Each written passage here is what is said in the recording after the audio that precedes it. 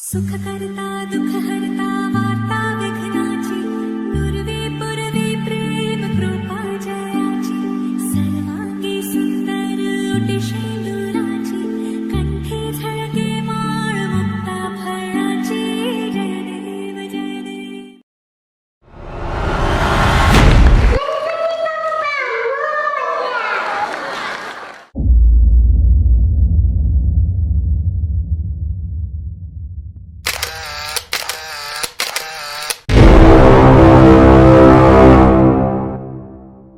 उगार sugar के 80वें गणेश उत्सव में हम आपका तहे दिल से स्वागत करते हैं. आप सबके सहयोग से उगार शुगर इस मुकाम पर पहुंच गया है. कैसे मुमकिन हो पाया यह सब? जैसे एक तीली पूरे आसमान को रोशन करती है, वैसे ही एक मसीहा डॉक्टर शिरगांवकर ने अपने हाथ में आशा की मशाल लिए हुए आसमां की बुलंदियों को छूने की इच्छा रखकर सन 1940 में उगार की भूमि पर अपने कदम रख दिए.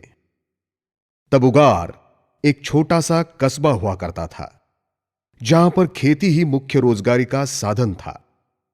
सांगली संस्थान के हिज हाइनेस राजा श्री चिंतामणराव पटवर्धन जी के बुलावे पे डॉक्टर शिरगांवकर उगार शुगर का सपना सच करने के लिए अपने भतीजे श्री विनायकराव शिरगांवकर जी को साथ लेकर कोल्हापुर से उगार आ पहुंचे. सन 1942 में पहला शक्कर उत्पादन का सीजन शुरू हुआ. 500 मेट्रिक टन से शुरू हुआ यह सिलसिला अब 20,000 मेट्रिक टन तक पहुंच गया है. डॉक्टर शिरगांवकर श्री विनायकराव शिरगांवकर के साथ श्री सुरेश शिरगांवकर, जो कि बाबू काका के नाम से जाने जाते थे, उनके साथ जुड़ गए. फैक्ट्री की क्रशिंग क्षमता 500 टन से लेके धीरे धीरे बढ़ती गई. हमेशा कुछ नया सीखने, नया करने की इच्छा रखने वाले शिरगांवकर भाई अल्कोहल प्रोडक्शन के रूप में एक नई कामयाबी की ओर चल पड़े.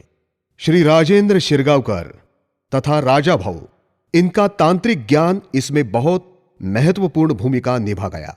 सन 1962 में उगार शुगर की डिस्टिलरी शुरू हो गई और आगे चलकर सन 1967 में इंडियन मेड फॉरेन लीकर बनाने वाली अत्याधुनिक यूनिट उगार शुगर द्वारा स्थापित हुई.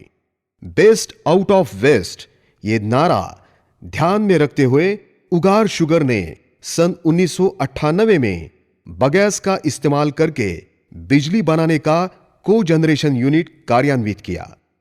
जैसे जैसे समय बीतता गया, उगार शुगर भी अपनी तरक्की की बुलंदियों को छूने लगा. कम से कम ऊर्जा स्रोतों का इस्तेमाल करके ज्यादा से ज्यादा फायदा देने वाली मशीनें लगवाई गई. देखते देखते फैक्ट्री की क्षमता 10,000 मेट्रिक टन तक पहुंच गई. इसी दौरान सन 2008 में उगार शुगर ने अपना और एक यूनिट गुलबर्गा जिले के मल्ली गांव में कार्यान्वित किया. मैनेजमेंट की दूरदृष्टि का फलस्वरूप उगार शुगर ने और आगे बढ़ने की ठान ली और बहुत ही महत्वपूर्ण एक्सपांशन की शुरुआत की गई. श्री चंदन शिरगांवकर के कुशल नेतृत्व में उगार शुगर ने उत्पादन क्षमता बढ़ाकर 20,000 टन प्रतिदिन तक कर ली. उगार शुगर के इतिहास में पहली बार एक ही साल में ज्यादा से ज्यादा और सीजन का सर्वाधिक क्रशिंग 23 लाख टन का लक्ष्य इसी दौरान पाया गया.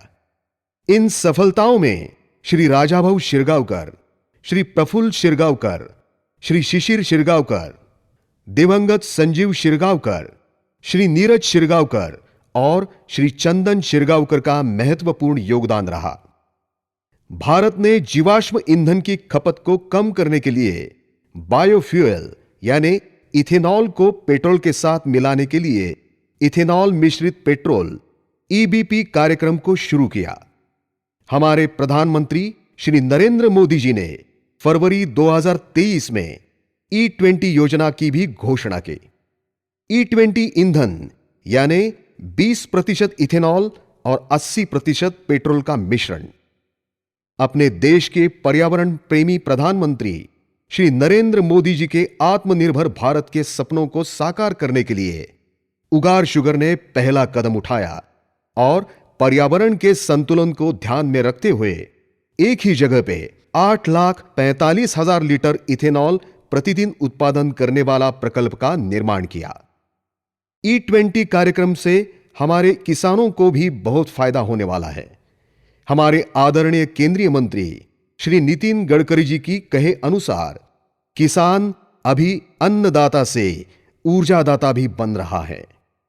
हमें यह कहने में नाज होता है कि हमारे सब किसान भाई, कार्मिक बंधु, शेयरधारक, उगार और उगार के आसपास के सभी गांव के नागरिक, इन सभी के महत्वपूर्ण योगदान, मार्गदर्शन और शुभकामनाओं के बल पर उगार शुगर नई नई बुलंदियों को छूने के लिए हमेशा तैयार है और आगे भी रहेगा।